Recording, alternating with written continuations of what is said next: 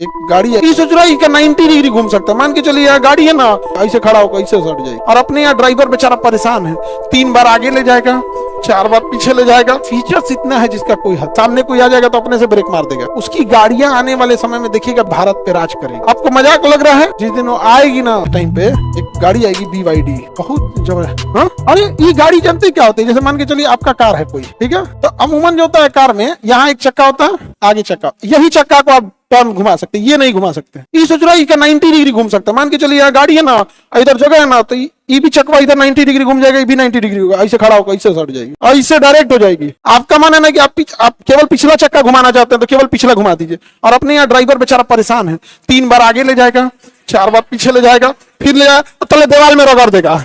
अब पीछे जाम लगल है यहाँ पे, वो का कोई मतलब नहीं। यहाँ पे 360 डिग्री घूम जा रही है, 360। इतना डेवलपमेंट मत पूछिए, यहाँ पर इतना बहुत 360 घूम जाएगी। आपको मजाक लग रहा है? 5 साल वेट कीजिए, ज्यादा बोल दिए हम 5 साल। जिस दिन वो आएगी ना, वहां पे यहाँ पे भारत में अभी भी इलेक्ट्रिक व्हीकल्स हैं, बहुत महंगी है, ईवी बहुत महंगी है, और उसका ईवी सस्ता है और फीचर्स इतना है जिसका कोई हद। अब ब्रेक असिस्ट है, सामने कोई आ जाएगा तो अपने से ब्रेक मार देगा। हाँ, अगर बाई द वे सामने कोई अपने से ब्रेक मार देगा, या बाई द वे आप अचानक आप खूब जोर से ब्रेक मार दिए तो अपने से कंट्रोल कर लेगा। इतना थोड़े मारा जाता है। ये तो नॉर्मल चीज है, ये बाकियों में भी आ जाती है। ये तो पुरानी टेक्नोलॉजी, 10 साल पुरानी टेक्नोलॉजी, BA बोलते हैं ब्रेक असिस्ट। बट वो लोग बहुत तेजी से डेवलप कर रहे हैं। व्यवस्था हम लोग की बहुत बड़ी है, पैसे के मामले में भारत कमजोर नहीं है। हमारे पास सबसे बड़ी प्रॉब्लम क्या है? Dependent population. पॉपुलेशन प्रॉब्लम नहीं है, याद रखिएगा।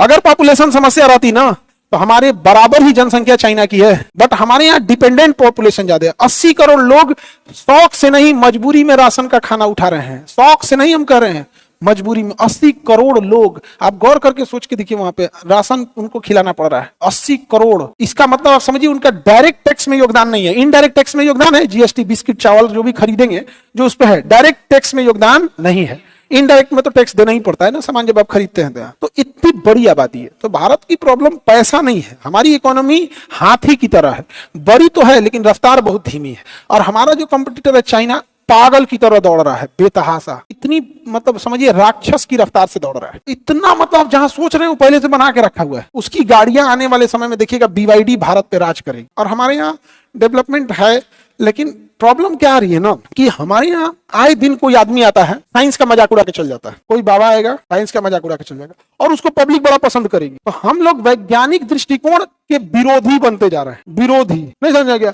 दुनिया ने कोरोना का वैक्सीन खोज दिया और हम तो कोरोडिल बेच रहे थे, टांग दिया सुप्रीम कोर्ट उनको, नहीं समझे? तो हमारे यहाँ क्या है ना कि बड़ा एक से अभी देखना, ठंडी में दुनिया ब्लोअर बनाई, हीटर बनाई, गाड़ी बनाई, और गाड़ी में हीटर लगा दी, तो कपड़ा बनाया, बनाया। हम लोग के यहाँ एक जड़ी बूटी आएगा, गर्म पानी में खाइए, धुआं देके उड़ जाइए। अच्छा, हमारा कहना है कि आप अगर बना रहे हो तो अच्छी बात है, आप नया चीज बना दो ना। वही च्यवनप्राश जो 1500 साल से भारत में बनते आ रहा है, वो चीज आप, और आपसे ज्यादा बेटर था वो जो पहले बनाते थे, वो तो ज्यादा ही बेटर ही रहता था। नया बना देते तो समझ में भी आ जाता, बस उसमें फ्लेवर ऐड करते रहे।